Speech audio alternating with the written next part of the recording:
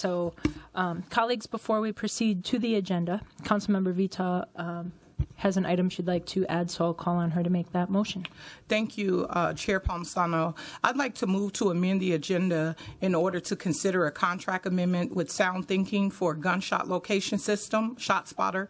This is related to item number 20 on the agenda, which is a presentation on the proposed contract amendment. I'm proposing that after we receive the presentation, we should also consider the contract amendments themselves. This will become items 20.2 and 20.3 on the agenda. We have printed copies of the staff's request for committee action in front of us, and I would also ask for a second to my motion. I will second that motion. Is there discussion on adding this contract to the agenda as items 20.2 and 20.3? Councilmember Vito.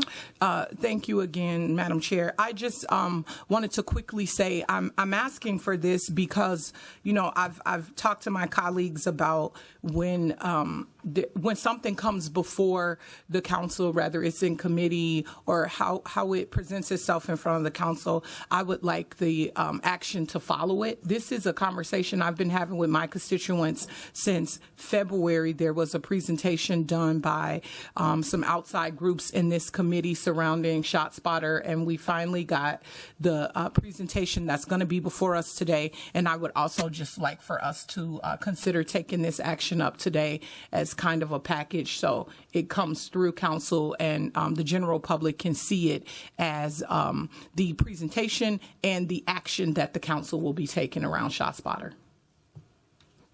Thank you. Anybody else? I would like to make a couple of comments myself. The RCA for this contract was submitted on time. It's from our IT department, and it was already referred to committee. That's item 4 on every council meeting agenda. Every full council meeting agenda refers petitions to committees. Per our adopted rules, this item is then required to be on our agenda. And I had this conversation in agenda setting with Chair Wonsley, and it was not resolved, except for her insistence, which is outside our rules, to keep it off. So staff were quite surprised to learn that this kept getting delayed repeatedly due to concerns on time restraints, but when it was coming forward, it suddenly wouldn't have the contract itself attached. So per our adopted rules, our committee's chair, no chair of any committee, has the authority to withhold an item from the agenda. I'm very careful about that. Our rules are there to be our guiding force and to give everybody on this council the right to participate. So I'm curious if our clerks would like to explain any part of the process by which this RCA was received or referred in our charge on it. Mr. Clerk?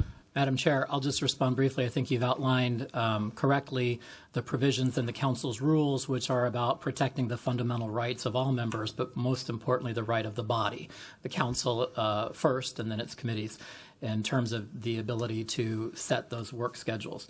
I'm happy to respond to specific questions. Otherwise, I think that your summary is correct. Thank you. I'll just call for a voice vote. All those in favor and adding this to the agenda is items 20.2 and 20.3. Please signify by saying aye. Aye. Aye. Any opposed? Thank you. This will be added to the agenda as items 20.2 and 20.3 for after the ShotSpotter presentation by staff.